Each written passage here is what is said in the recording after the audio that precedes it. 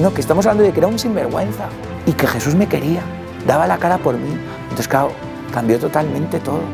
Y en la esperanza y en la súplica, Él actúa, se tira del cielo, baja por cada uno de nosotros.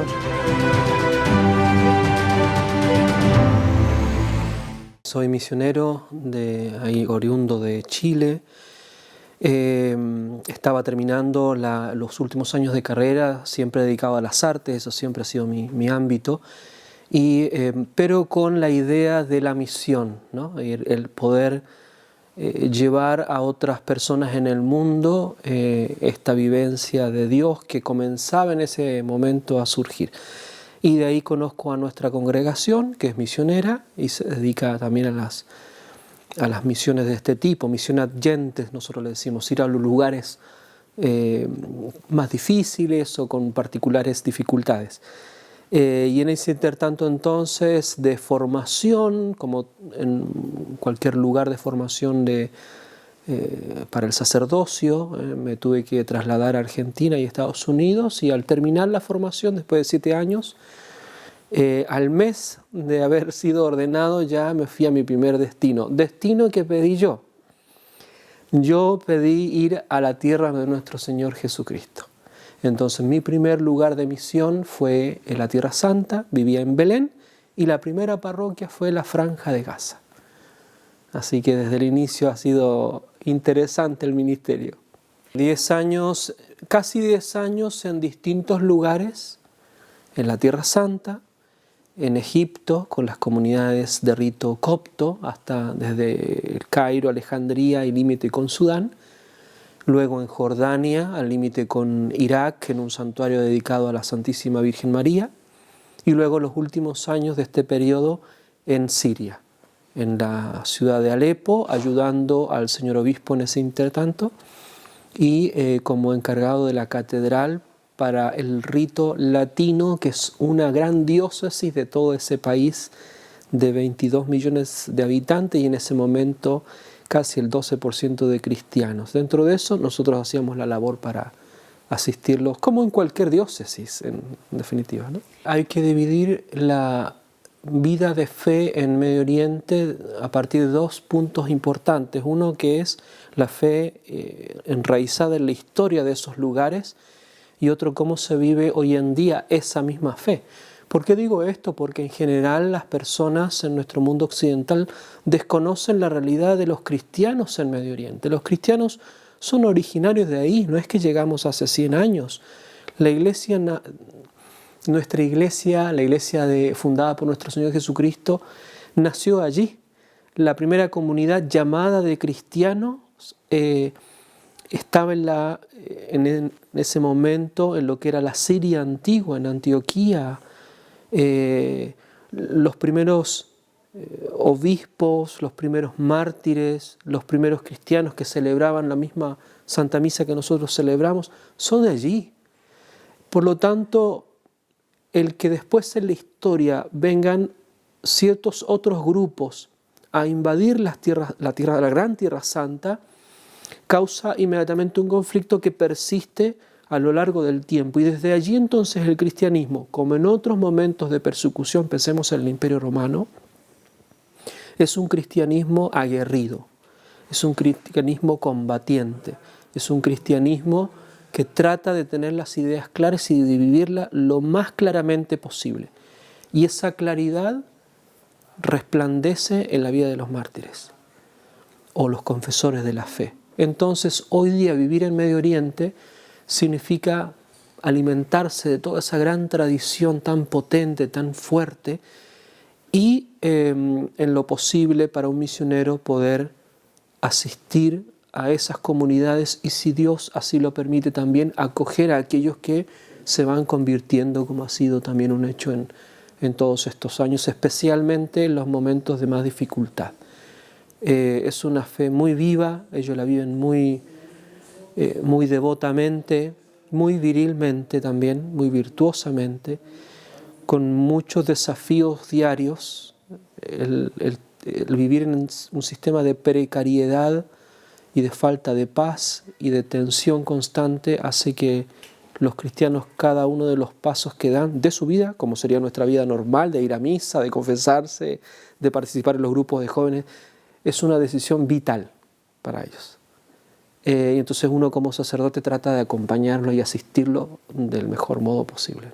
Primero es una gracia lo que ha sucedido, o lo que me ha sucedido. Es una gracia de Dios, un don de Dios, es realmente un regalo el poder vivir en esos lugares, primero que tocaron las manos de nuestro Señor Jesucristo, tocaron esos lugares Dios en toda su historia de salvación. Entonces es una región, es una geografía tan permeada por lo divino que para un sacerdote es una gracia total, además de el regalo de poder vivir con estas comunidades cristianas de una fe histórica, como decíamos, pero también una fe viva y probada en el concreto.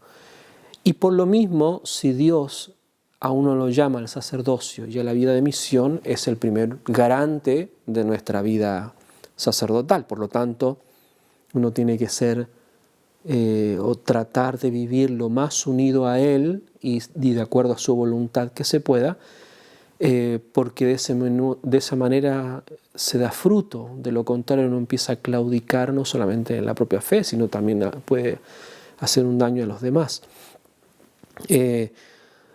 Apoyarse, yo creo, en las cosas esenciales propias de la vida cristiana y de la vida sacerdotal. ¿Qué es lo esencial? La vida sacramental, la vida de la gracia, la confesión, en nuestro caso, celebrar bien la misa, formarse bien, que nuestra fe sea educada, que no sea una fe tambaleante, arrastrada por las opiniones de moda de este mundo que pasa, sino que esté firme, radicada en Jesucristo y en lo que nos transmitió en la Iglesia a través de los santos, de los confesores de la fe. Entonces uno se va enriqueciendo también de esa experiencia y hacer lo que uno tiene que hacer como buen hijo de Dios, ¿no? Los sacramentos, decía, la oración, la relación con la Santísima Virgen María, hacer bien el trabajo que uno tiene que hacer, ser profesional en lo que tiene que hacer y en los lugares de misión aplicar estas dos grandes virtudes que debería ser de todo misionero, que es la prudencia sobrenatural y que es una especie de virtud, es el observar, el estar atento a lo que sucede en la historia pasada y en la historia presente de los fieles de la parroquia a la que uno asiste.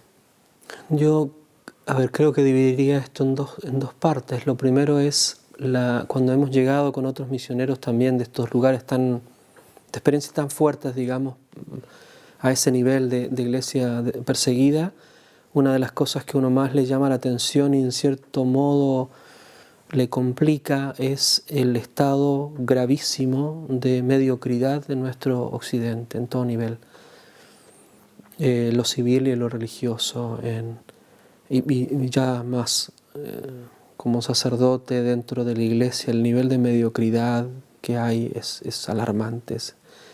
Y eso da pie a que hayan toda esta serie de este paquete de falsedades en nombre de como decíamos, de la tolerancia, de la democracia, del bienestar, ¿no? Sin que por ello obviamente sea todo negativo, sino que pongo el acento en esas cosas que se nos presentan como óptimas y que no han sido así, porque los frutos no existen, son estériles. El producto de lo que estamos viendo es la esterilidad. Y todavía nos quieren decir en esta especie de modernidad y progreso de que ellos tienen la fórmula mágica y que está todo bien. Y no está todo bien. Entonces, primero eso, impactado de eso. Y segundo, toda iniciativa es un gesto de vida, es vital y por lo tanto hace bien. Lo que pasa es que hay que hacerlo bien también, hay que ser eficaz, no hay tiempo para perder el tiempo. Las energías son pocas, los momentos son escasos, las libertades a veces son caprichosas, entonces hay que aprovechar justo cuando se da el momento para hacerlo lo más eficazmente. Entonces, estas iniciativas como la jornada eucarística y mariana es importante, claro que es importante, al nivel que le corresponde, es decir, de una nueva motivación, un nuevo encenderse a vivir bien la fe recibida en un lugar tan hermoso como Covadonga, ¿no?, de Reconquista. Pero por supuesto, ahora viene la vida cotidiana, en donde uno, cada cual, tiene que jugarse la vida eterna. Hay muchas tentaciones, muchos peligros, muchas mentiras, muchos simulacros en este mundo. Entonces estamos llamados después en la casa ya a ver con el plan de vida, a ver con los propósitos que tengo que hacer para poder vivir la fe así, con ese espíritu martirial como quizás en otros lugares del mundo.